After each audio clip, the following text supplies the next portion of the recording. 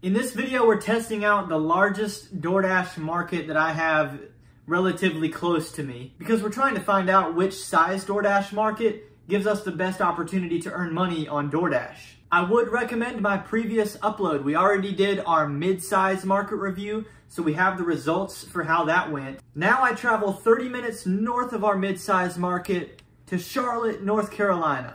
You're looking at uptown Charlotte, not downtown, but uptown, aka the Queen City, aka the nation's banking capital, well, second to New York City, but still, that's pretty significant. Home of the Carolina Panthers, Charlotte Hornets, and the NASCAR Hall of Fame, Charlotte has a population of just over 900,000 people. That's good for the 15th largest city in the United States, larger than places like San Francisco, Seattle, and Denver. You may not have realized that. You have a median household income of over $65,000 annually in Charlotte. Since Charlotte is more than 11 times as populated as our mid-sized market, we might have a lot more DoorDash opportunity here, a lot more orders being offered to us. And with that median income being more than 20% higher than our mid-sized market, I would expect to see higher tips than we received in our last video. But I'm concerned about the level of difficulty. One-way roads, a lack of convenient parking, the fact that we might need to use elevators and escalators to pick up and deliver orders. Will the pros outweigh the cons? Let's find out. There we go, there's the city. Bank of America Stadium. I should probably merge right. Let me merge right. Here's the NASCAR Hall of Fame. If you missed it, I went to the NFL Hall of Fame for a video 2 uploads ago, so you should go check that out. That video was dope. It didn't take long to get our first offers. Within the first minute, I was offered this. I declined it because I didn't want to do the shopping part of this order. And then I accepted this order right after that. So I don't know if this will be worth it, but it's early in the shift and it's good dollar per mile. So let's go ahead and knock this one out quickly. See, I don't know if I'm supposed to be parking here at all, but it is what it is.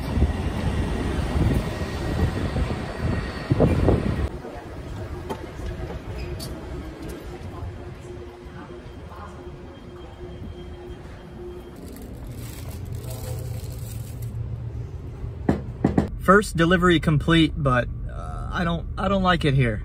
I don't like that I'm risking losing much more money than I'm earning with a parking ticket or a traffic ticket. We'll see what happens. I'm gonna be extremely cautious while I drive too, so I'm driving kind of slow. I can't see the numbers matching what we did in the mid-size market. I've been waiting about 10 minutes for my next order. I decided to fire Uber Eats up just to see if they would help us out, and immediately I get offered a $9 order for 2.3 miles. I forgot to screenshot it. We're gonna go take care of that next. It's Chick-fil-A. Honestly, guys, I'm having trouble figuring out how to get there. Like, I know where it is, but I don't know how to get there, and I don't know where to leave my car to get there. Part of the reason I took this order is because I was like, oh sweet, a Chick-fil-A, there will be a drive-through. Then I don't have to worry about parking my car. Yeah, I don't think there's a drive-through, so. Yeah, so this is where I want to be turning right here. It's like right there, but I can't turn right here. Yeah, so that's not good. We're going in circles at this point. I'm gonna unassign this order. Oh, this is embarrassing. And this is not profitable. I came back to my safe place here in Charlotte. There's one parking lot that I'm allowed to be at because I've got a connection here that's like, hey, if you ever have a ticket here, I can take care of that for you, which is awesome.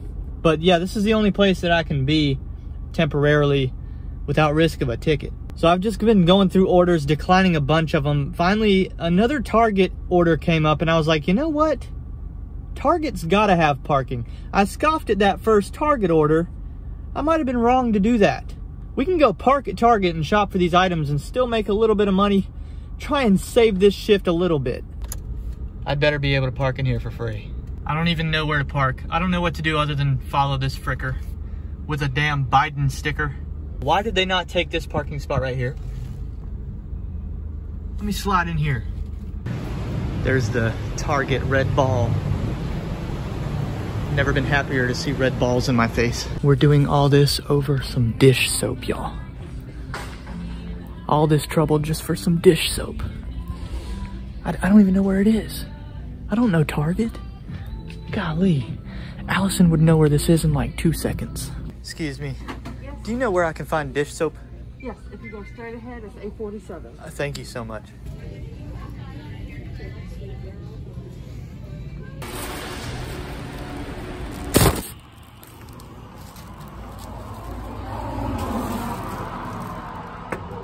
Guys, I've made an executive decision because right now this is just laugh at Ryan, comically struggle in Charlotte day. And I don't have to do this. I don't have to do this. I can reclaim this day and turn it into something that's better for me. And if that's not the message of this channel, I don't know what is.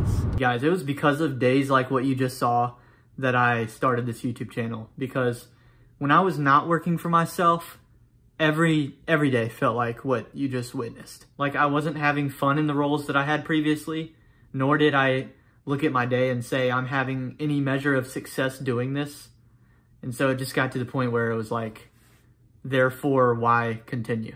We got most of the way through what was supposed to be a 2-hour lunch shift right there, and I started getting really nervous. Like, oh my God, if I can't navigate up here at lunchtime, doing this at 5 o'clock, I saw that dinner shift being 0% successful and a good chance at being dangerous. So you saw I called it off. And on the drive home, that was a feeling I haven't had in the 2 years since the drive home that I quit my job. Just a feeling of like total relief. I don't know, everybody's got to earn money, but sometimes you have these moments in life that don't create any monetary value to you, but you understand the value of them.